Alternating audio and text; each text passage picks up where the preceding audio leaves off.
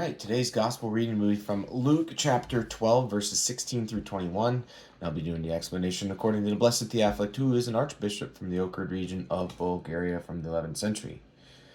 And he spake a parable unto them, saying, The ground of a certain rich man brought forth plentifully. And he thought within himself, saying, What shall I do, because I have no room where to gather my crops?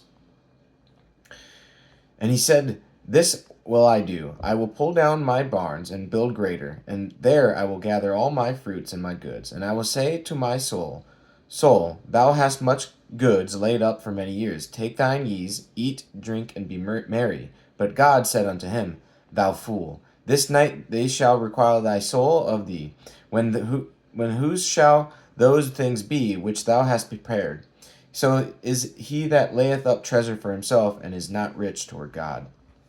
And the explanation here, the Lord had said that the life of a man is not lengthened by an abundance of possessions, and now he offers this parable in confirmation of this truth. See how he describes for us the insatiable thoughts of a foolish rich man. God did his part and showed his mercy, for all the ground of a rich man brought forth plentifully, not just one of his fields, but the rich man himself bore so little fruit from the mercy shown him that even before he had gathered the crops, he imagined them already locked up for himself. See also the pleasures of the rich man. What shall I do? Does not the pauper say the same thing as well? What shall I do? I have nothing to eat or to put on. Think, if you will, about the words of the rich man. What shall I do, because I have no room where to gather my crops? At the very least, he could take a good rest.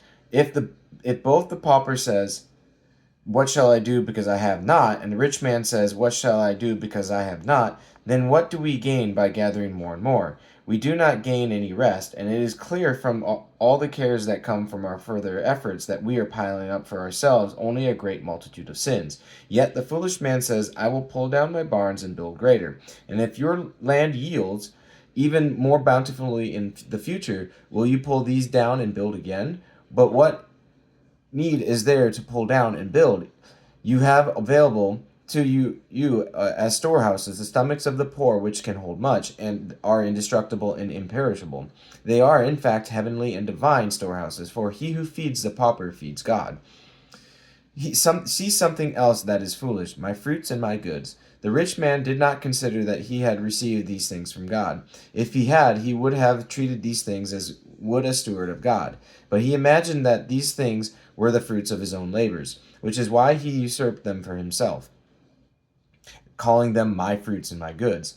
I am the sole owner, he thinks, and there is no one else entitled to a share. These things are not God's, but mine, and therefore I alone will enjoy them. I will not now take God in as a partner to enjoy my profit. Because he spoke foolishly, let us see what happened.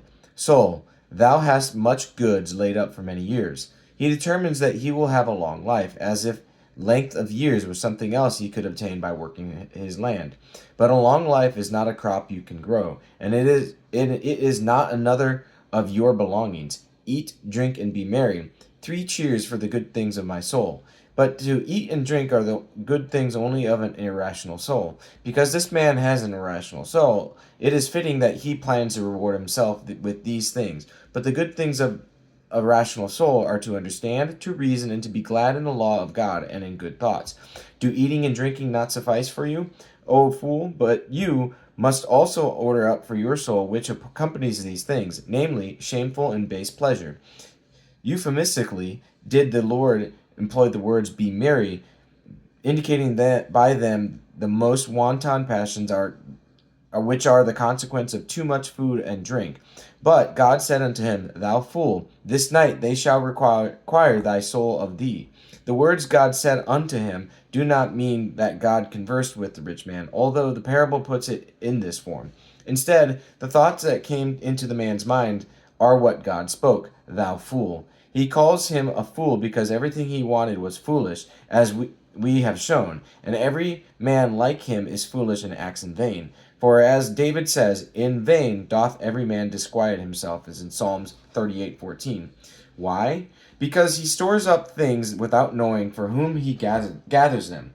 How can he not be called a fool who does not know know that the length of a man's life rests with God alone, and that no man can set the limits of his own life.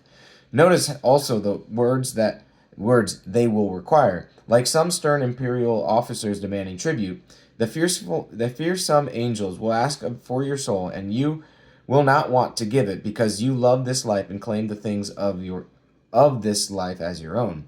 But they do not demand the soul of a righteous man, because he himself commits his soul into the hands of the God and the Father, and the hands of the God and Father of spirits, and he does so with joy and gladness, not in the least bit grieved that he is handing over his soul to God.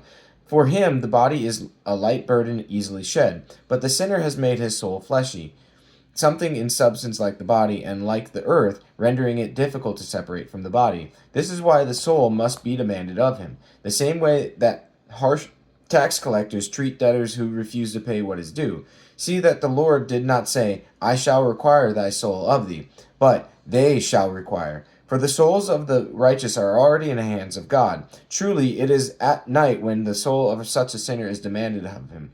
It is night for this sinner who is darkened by the love of wealth, and into whom the light of the divine knowledge cannot penetrate, and death overtakes him. Thus, he who lays up treasure for himself is called foolish. He never stops drawing up plans and dies in the midst of them. But if he had been laying up treasure for the poor and for God, it would not have been so. Let us strive, therefore, to be rich toward God, that is, to trust in God, and to have him as our wealth and treasury of wealth, and not to speak of my goods, but the good things of God. If they are God's, then let us not deprive God of his own goods. This is what it means to be rich towards God.